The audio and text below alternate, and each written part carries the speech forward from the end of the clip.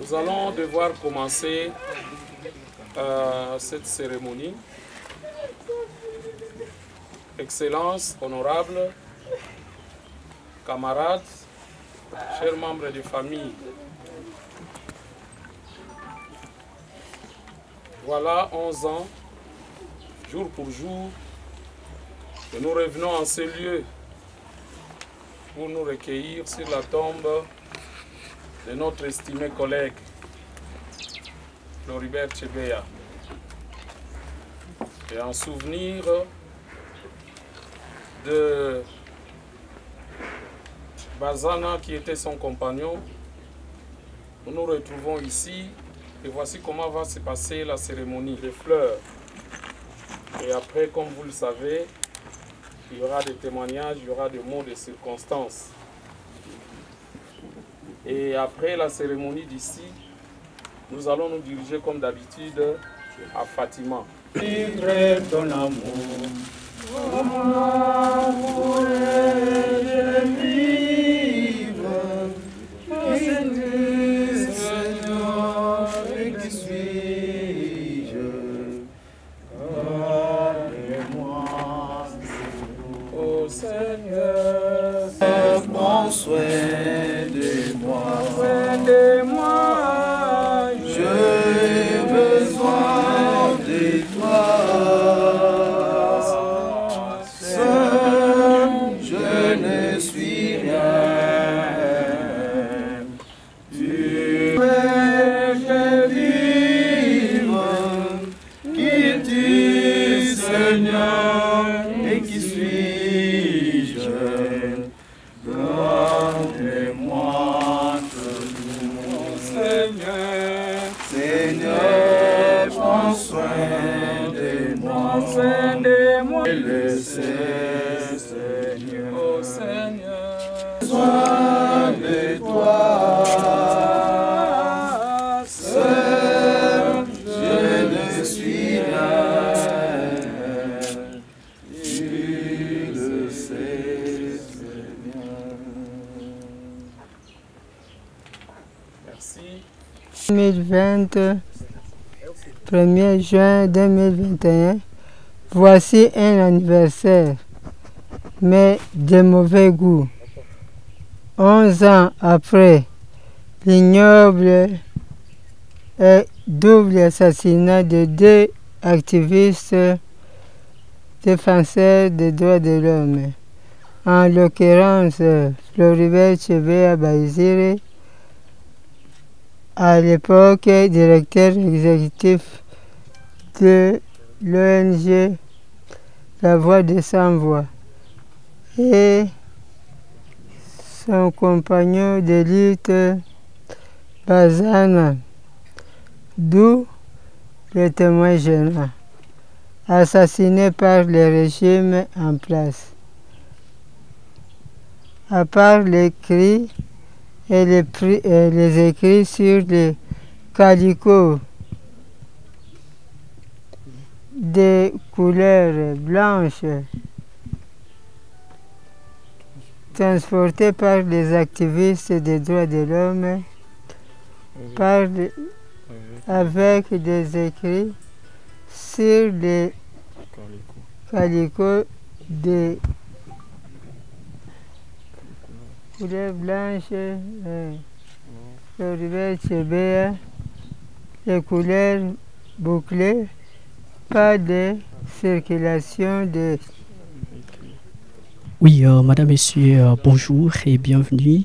Ici, nous sommes au cimetière de Mbenseke, nouvelle cité, pour la commémoration du 11e anniversaire depuis les doubles assassinats des activistes des droits humains, Floribert Chebeya, ancien directeur exécutif de la Voix des Sans-Voix pour les droits de l'homme, d'ailleurs lui fondateur de cette organisation, et puis et de son chauffeur Fidel Bazana Edadi, depuis le 1er juin 2010 à Kinshasa. Les corps de ces 2 activistes des droits humains ont été retrouvés dans une voiture, dans sa voiture vers Mitendi, située à l'ouest de Kinshasa, la capitale de la République démocratique du Congo. Et jusqu'à présent, les vrais auteurs de ces assassinats n'ont jamais été arrêtés et ils courent toujours dans la nature. Après ces assassinats, bien entendu, il y a eu un procès et quelques condamnations par coutumance des commanditaires en fuite. Et sur place à Kinshasa, quelques rares des services de sécurité exécutants ont été arrêtés et condamnés. Et malgré ces procès, les familles des victimes, également la Voix des Sans-Voix pour les droits de l'homme, son organisation des droits humains, sont toujours à la recherche de la vraie vérité, des véritables auteurs, les auteurs ou les commanditaires de ces doubles assassinats. En outre, il y a eu également par la suite des témoignages, des aveux de quelques commanditaires en fuite à l'étranger qui ont expliqué le vrai déroulement de ces assassinats. Entre autres, Paul Milambo, se trouvant au Sénégal en fuite, et un autre policier, Eric Kimbumba Banza dit Saddam, aussi à l'étranger, qui venait récemment de faire des révélations accablantes dans les médias. Il y avait dans ses témoignages, il pointait du doigt les responsabilités du général Djadidja dans ces complots. Mis en résidence surveillée, le général Djadidja, qui a été affecté à Kisangani depuis plusieurs mois, est retenu à Kinshasa depuis suite au témoignage accordé à un média étranger par les policiers fugitifs. Les révélations confirmées par un troisième policier arrêté, lui, mi-février à Lubumbashi. Tous les trois ont reconnu avoir participé à l'exécution de Floribert Chebeya et Fidel Bazana début juin 2010. Alors, le colonel, le général Djadidja, très proche du général John Numbi, était à la tête de la police militaire de Kinshasa. Un autre commanditaire cité à plusieurs reprises de ces assassinats, c'est le général de la police, John Numbi, l'ancien chef de la police nationale congolaise, actuellement en fuite vers l'étranger. Il est recherché par la justice congolaise pour expliquer sur son implication dans l'affaire Chebeya. Il est désormais sous les coups d'un mandat d'arrêt. Voilà un peu en résumé ce qui s'est passé par rapport à cet anniversaire d'aujourd'hui, 11e anniversaire depuis l'assassinat de Floribert Chebeya et de Fidel Bazana. Ici nous sommes en Benseke, nouvelle cité. Et c'est là où, derrière moi, comme vous le voyez, la cérémonie se déroule, l'enterrement, là où on avait enterré les corps, la dépouille de Fidel Bazana. Mais son chauffeur, jusqu'à présent, son corps n'a jamais été retrouvé. Il n'a jamais été toujours retrouvé. Et d'ailleurs, les révélations qui ont été faites par les derniers policiers qui avaient expliqué que son corps a été enterré dans une concession du général Djadidja. Alors, nous poursuivons toujours avec ces cérémonies et nous reviendrons juste après. J'adresse à la communauté internationale ainsi qu'aux autorités du pays de ne pas rester sourds d'oreille à ces dossiers qui cessent de faire couler nos larmes. Qu'ils puissent jouir de leur influence afin d'éclater la vérité, tant entendu pour que ces criminels soient tous appréhendés et déférés à la justice pour ces crimes qu'ils ont commis à l'égard de ces deux activistes des droits de l'homme. En titre de rappel, nous voulons faire voir à la face du monde la manière dont Fidel Bazana a été sauvagement abattu. Pour le neutraliser, le bourreau en recourir aux baïonnettes, matériel militaire qui leur avait servi de charcuter la chair de ces derniers, comme un animal à la boucherie. Ensuite, ils l'ont livré aux chiens de la brigade canine. Sa tête avec ses os cassés ont été conditionnés dans un petit colis qu'ils ont enterré dans la concession du général Djadidja à Mongafula.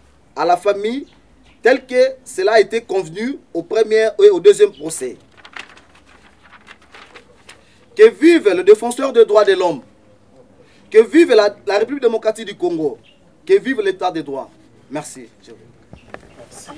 De l'homme adressé à son Excellence Monsieur le Président de la République démocratique du Congo, Félix-Antoine Tshisekedi Tshilombo, magistrat suprême. Concerne dossier assassinat des défenseurs des droits de l'homme Floribert Chebeya Bahizire et Fidel Bazana Edadi. Demande des réouvertures du procès sur ce crime d'État. Demande des réouvertures du procès sur ce crime d'État. Je prends juste un extrait. Nous savons qu'il y a eu quelques avancées depuis quelques semaines avec les révélations qui ont été faites par des policiers qui ont participé à l'assassinat de 2 défenseurs des droits humains.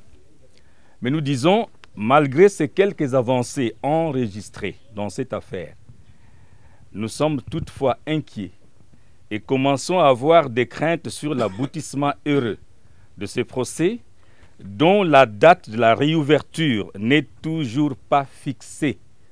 Pourtant, cela fait 11 ans d'attente de la justice pour les 2 martyrs des droits de l'homme et de la démocratie en République démocratique du Congo.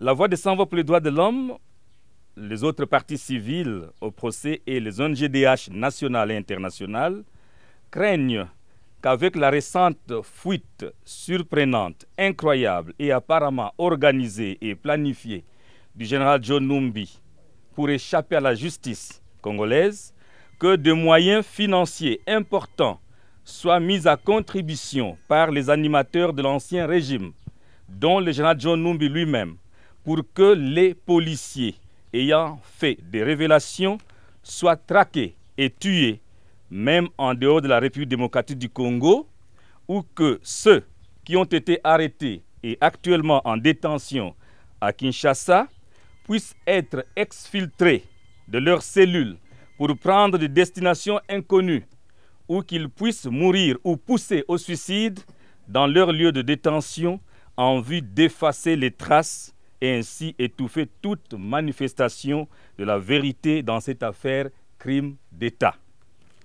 Les ONG-DH regrettent le fait que les autorités congolaises n'aient pas entendu, le 10 février 2021, l'une des demandes de 117 organisations non gouvernementales et des mouvements citoyens, en l'occurrence l'arrestation immédiate et sans condition des généraux John Numbi Banza Tambo et Zelu Akatanga alias Djadjidja pour leur implication dans l'assassinat de 2 défenseurs des droits de l'homme.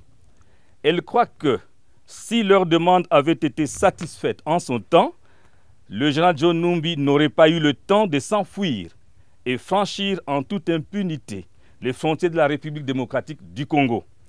Face à toutes ces inquiétudes et craintes, les partis civils et les organisations de promotion et de défense des droits de l'homme nationales et internationales sollicitent,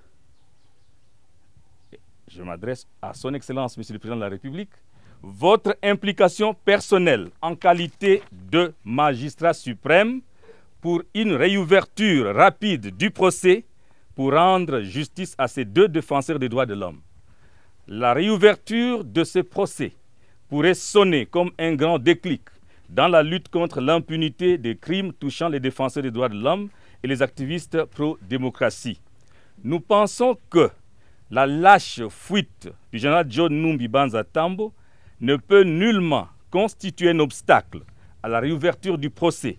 Le plus important étant, entre autres, le fait pour le général John Numbi d'être reconnu comme prévenu et non comme simple renseignant. Excellence, Monsieur le Président de la République, la VSV, les autres partis civils et les ONG de promotion et de défense des droits de l'homme souhaitent et veulent ardemment votre implication pour donner cette impulsion en faveur de la lutte contre l'impunité. Votre qualité de magistrat suprême, qui ne viole nullement le principe de la séparation des pouvoirs, peut aider et contribuer à instruire les autorités compétentes pour la réouverture urgente et rapide par l'auditorat général ou la haute cour militaire du procès sur l'assassinat de Floribert Chebeya Bahizire et Fidel Bazana Edadi avec ou sans le général John Numbi pouvant être jugé par contumace. La poursuite de la sécurisation du lieu où aurait été enterré Fidel Bazana Edadi.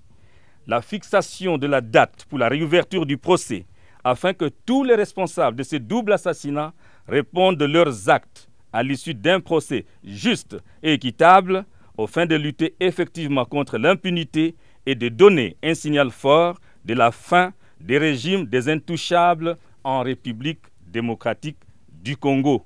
Fait à Kinshasa le 31 mai 2021. Mémorandum transmis depuis hier. Je vous remercie. À la voix de sans voix, merci à mes collègues de la société civile ainsi qu'à la famille biologique de notre collègue qui se trouve dans l'au-delà en ce moment-ci. J'ai beaucoup d'émotions parce que Floribert était à la fois un ami, un collègue de promotion avec lequel j'ai partagé beaucoup de souvenirs dans le cadre de notre lutte pour l'excellence à travers le respect des droits de l'homme et des autres valeurs de dignité humaine. Il y a plus de 11 ans, quelques mois, j'étais avec Floribert à Bruxelles.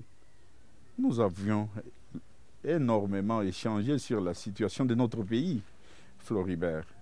Nous avons partagé un repas qui restera ancré dans ma mémoire à la gare du Midi à Bruxelles, où nous étions obligés de partager nos chambres d'hôtel pour que le lendemain tu reprennes ton train à grande vitesse, rejoindre Paris et y rester pendant 4-5 jours avant de regagner le pays de nos ancêtres. Tu sais, tu es allé avec beaucoup de projets pour l'excellence dans notre pays. Et 11 ans, c'est beaucoup de souffrances, beaucoup de pleurs, beaucoup d'amertume. Comme nous t'avions promis, puisque tu sentais déjà venir cette fin tragique, nous avons tenu parole pour que des enquêtes citoyennes soient exercées, et nous l'avons fait jusqu'à ces jours qui ont permis des avancées dont les collègues Rostin venait de parler, et ainsi que la famille. Ils sont là. Le projet de la réouverture de ces procès est possible aujourd'hui et pas demain. Voilà pourquoi, en revenant ici au Congo pour d'autres chantiers, je viens pleurer devant ta tombe, puisque quelqu'un a dit, un littérateur latiniste, Weni Widi Winki. Je suis venu, j'ai vu que tu n'es plus. J'ai vécu cette réalité avec beaucoup de douleur. Ta famille qui est au Canada, la famille Bazana qui est avec moi en France, chaque jour, ils tiennent leur deuil. Hier, ils me disent encore, Papa Paul, à quand la réouverture de ces procès pour que toutes ces deux familles rentrent, reconstruire. Tu es comme j'étais par terre dans cette tombe. C'est une référence historique tant pour les Congolais que les Africains que nous sommes et le monde entier. Nous sommes fleuris, tu le sais bien. Toi et moi et d'autres, nous avons jeté en terre la graine d'engagement sociopolitique de notre pays au niveau de ses filles et de ses fils, pour qu'aujourd'hui on puisse respirer un tout petit peu l'heure de la liberté.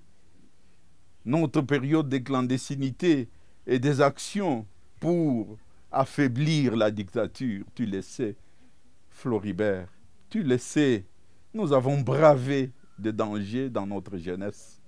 Aujourd'hui, nous te demandons seulement une chose.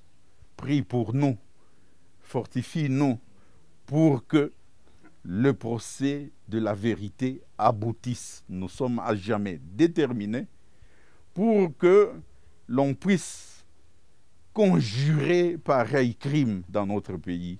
Voilà pourquoi, devant ta tombe, je me rassure que tu vas nous aider. Et demain, ce procès doit reprendre dans toutes ses dimensions et que les auteurs de ces doubles crimes soient déférés, jugés et condamnés selon les normes. Je ne vais pas monopoliser la parole. Encore une fois, tes enfants qui ont grandi attendent beaucoup de tous ces aînés, tous ces collègues qui sont là. J'en vois des visages. Mon Dieu, à part Maître Mouila qui nous a quittés il n'y a pas très longtemps, je pleure. Il faudrait que la jeunesse sache qu'il y a des gens qui ont milité, qui ont sémé cette graine, qui a poussé la graine de l'engagement sociopolitique et qui est un arbrisseau aujourd'hui qui doit être soigné et entouré pour que l'arbre de la démocratie prenne des racines dans notre pays. Merci, merci que vos âmes, Floribert Chebeya, Fidèle Vazana, reposent en paix. Merci. Merci beaucoup, cher ami. C'est avec un cœur lourd que je me présente encore ici pour prendre la parole et dire quelques mots. C'est comme si c'était hier. Nous sommes le 28 mai 2010. Nous sommes en réunion. La pression est manifeste. Et entre acteurs, défenseurs des droits humains, nous sentons le risque, le danger. Le pouvoir nous traque. Et dans cette réunion, nous avons été amenés à réfléchir sur notre propre sort, compte tenu de la menace évidente. Devrions-nous continuer ou arrêter? Et la parole a été donnée à chacun de nous. Et je me rappelle encore que autour de Floribert, il dira que nous ne devions pas avoir peur de la menace. Même si le combat que nous menons devrait nous coûter la vie. Et surtout,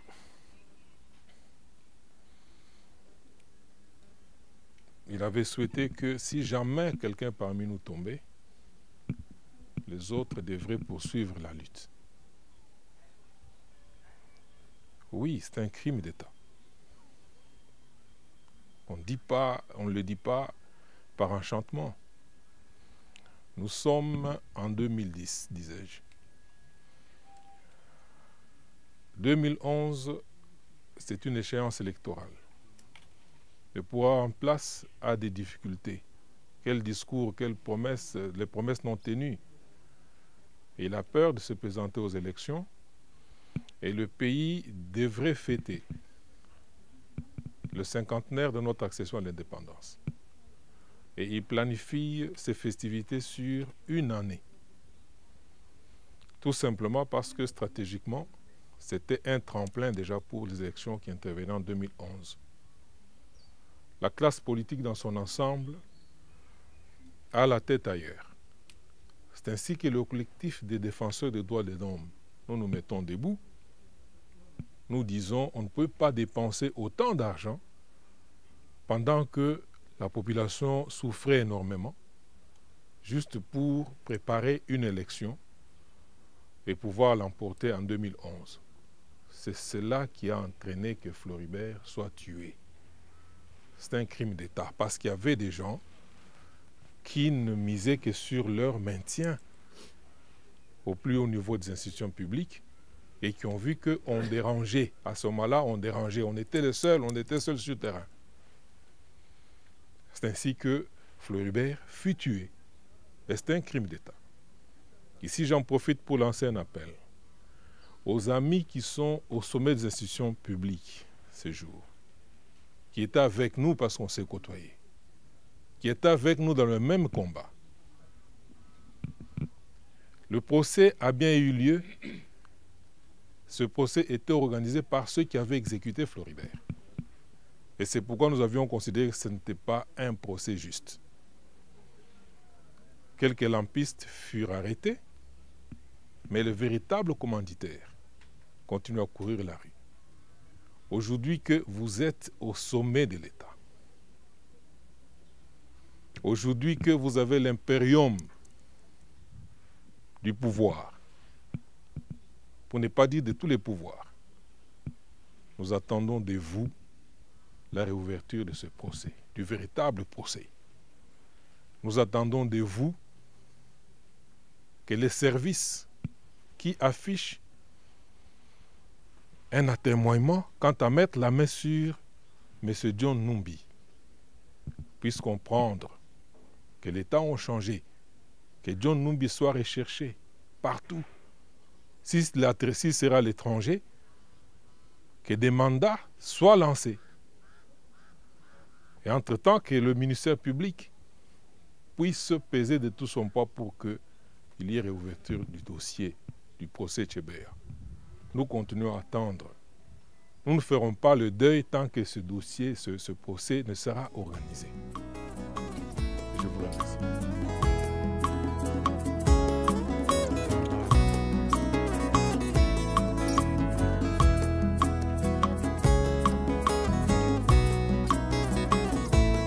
Oui, fidèles auditeurs et téléspectateurs, auditeurs de votre web radio RBFM et de votre chaîne YouTube RBTV, également pour votre site internet rbfm.radio. Nous voilà pour cette première étape des hommages du 11e anniversaire de la mort, depuis la mort de Floribert, l'assassinat, double assassinat de Floribert Chebeya, fondateur et directeur exécutif de la Voix des Sans-Voix pour les droits de l'homme, également de son chauffeur Fidel Bazana Edadi. Vous avez certainement suivi toutes les étapes, les différents mots des circonstances pour tous demandent unanimement la réouverture des véritables procès, parce qu'ils estiment que ceux qui ont ouvert les procès à l'époque, c'était ceux-là qui étaient dans le coup de ces doubles assassinats. Alors, ils demandent au nouveau régime, les régimes qui n'avaient pas participé à ces assassinats, qu'ils puissent ouvrir des véritables procès et qu'on arrête tous ceux-là qui ont participé, commandité ou exécuté cette décision de double assassinat de Floribert Chebeya et de Fidel Bazana, notamment que l'on recherche à tout prix le général John Numbi, l'ancien chef de la police nationale congolaise, pour qu'il soit présenté comme pas comme un renseignant, mais comme un prévenu dans ces procès. Maintenant, la deuxième étape au niveau de la paroisse Fatima pour une messe d'action de grâce en mémoire de ces deux illustres disparus, les deux organisateurs des droits de l'homme, les deux défenseurs des droits humains, Floribert Chebeya, fondateur de la VSV, également de son chauffeur Fidel Bazana. Merci.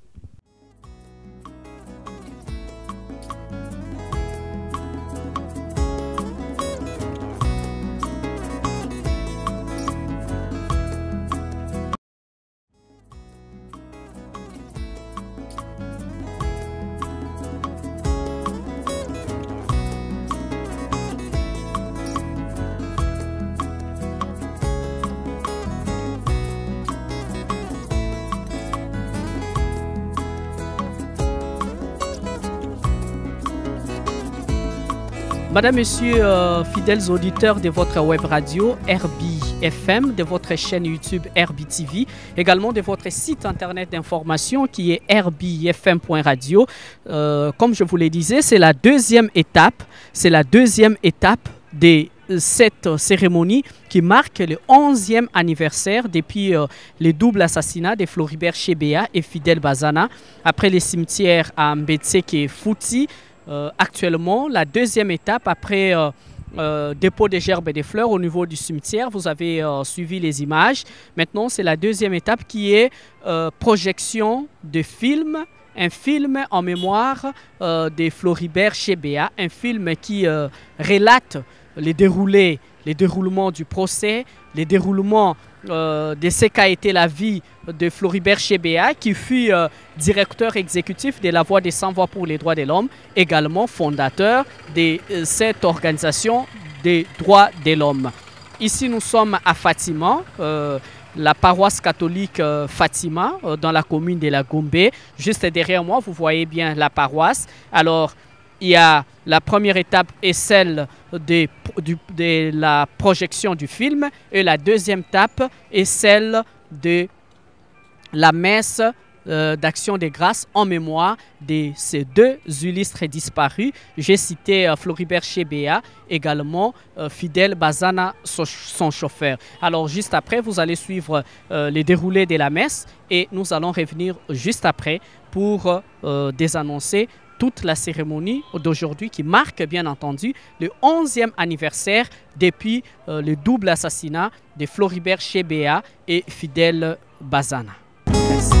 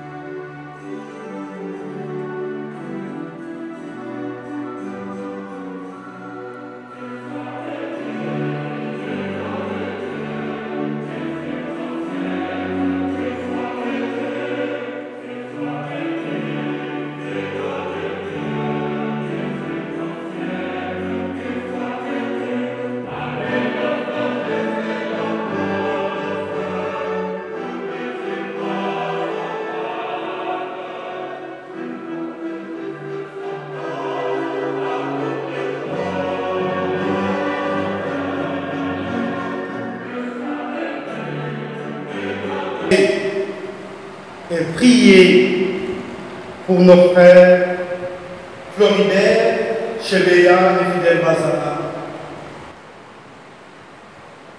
Ces hommes de foi, hommes déterminés, hommes de droit, arrachés de nos vues, arrachés de notre amour au moment où nous avions encore besoin d'eux. Maître, nous les savons, tu es toujours vrai, tu ne te laisses influencer par personne. Le but du droit et l'épée de la justice.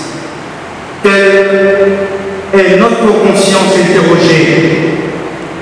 Être vrai dans ce que nous faisons. Et si nous sommes convaincus que ce que nous faisons est vrai, aller jusqu'au sacrifice. Amen. Il est parti de chez lui avec son frère pour répondre à une invitation, pour solliciter une invitation. Vous le savez mieux que moi, il savait que le pire allait arriver, qu'on pouvait arriver à tout moment. Il n'a pas fait. Ils n'ont pas fait. J'étais avec vous dans la salle. J'ai suivi avec vous cette fille. D'ailleurs, je l'ai suivi depuis très longtemps quand on l'appelait Lévi.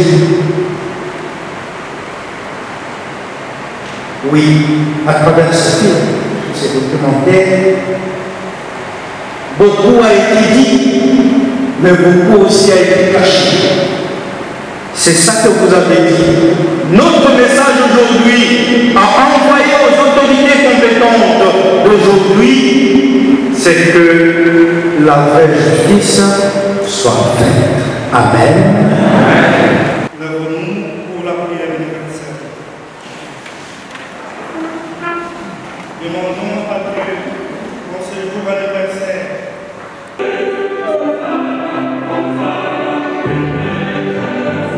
Que toute la création proclame ta louange. Car c'est toi qui donnes la vie, c'est toi qui sanctifies toutes choses. Par notre Seigneur, qui nous a dit de célébrer ces mystères. La nuit, il prit le frère, il prit le pain. En te rendant grâce, il le bénit, le remplit et le donna à ses disciples en disant, prenez et mangez-en tous. Ceci est mon corps livré pour vous.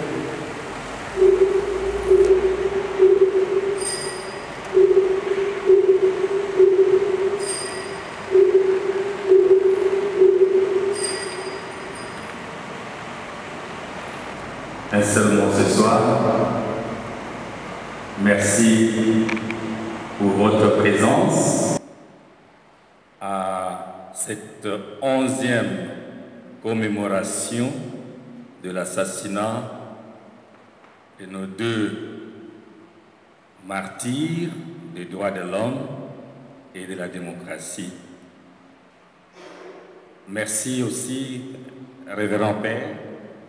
Merci à toute la paroisse Notre-Dame de Fatima qui nous a toujours accueillis en pareilles circonstances. Merci beaucoup. Pensez à Floribert et à Fidèle, comme il l'a dit, ces martyrs du droit de l'homme. Là où il...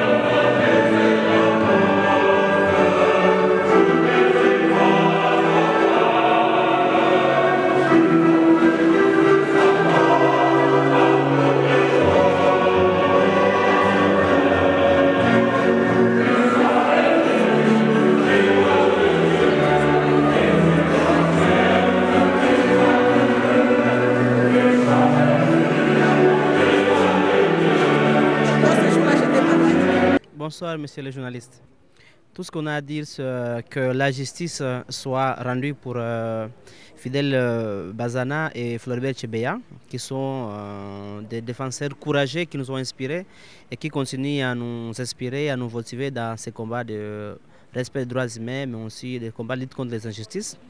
Et nous pensons que les révélations qui ont été faites il y a quelques mois vont aider à la justice congolaise, notamment militaire, à pouvoir réouvrir les dossiers pour que finalement les vrais coupables soient jugés et déférés ou arrêtés et mis à prison.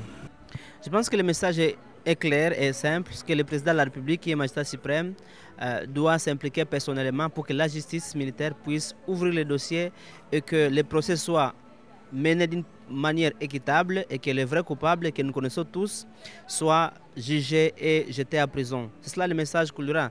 Il en va de soi lorsqu'on est dans un état de droit et que tout ce qui est commis des crimes soit jugé. Donc c'est de la responsabilité du chef de l'État à pouvoir aider les pays de connaître et de vivre un état de droit. Merci beaucoup. Merci, monsieur le journaliste. Bonsoir. Ce que nous pouvons dire, c'est que 11 ans après, nous nous rendons encore compte que la justice n'a pas été dite. Et pour nous, c'est une grande déception de voir que 2 personnes engagées dans le droit de l'homme ont été tuées par les agents de l'État et que l'État n'est pas à même d'assurer sa responsabilité en mettant en cause ces agents les plus haut placés qui sont impliqués dans cette affaire. En même temps, nous avons aussi à cette occasion un sentiment d'espoir que les nouvelles autorités, au niveau de la présidence de la République ainsi qu'au gouvernement, vont devoir faire tout ce qui est en leur pouvoir pour que le procès reprenne, que les véritables commanditaires et assassins de Floribert Chebeya soient jugés et condamnés. Et nous gardons cet espoir et nous pensons qu'avant que le mandat du président Félix Tshisekedi ne finisse, il sera effectivement fait ce que nous avons toujours souhaité, voir les vrais commanditaires et les vrais exécutants de ces doubles assassinats être mis en prison. Il n'y a pas d'autre justice que de voir ces personnes être en prison. Merci.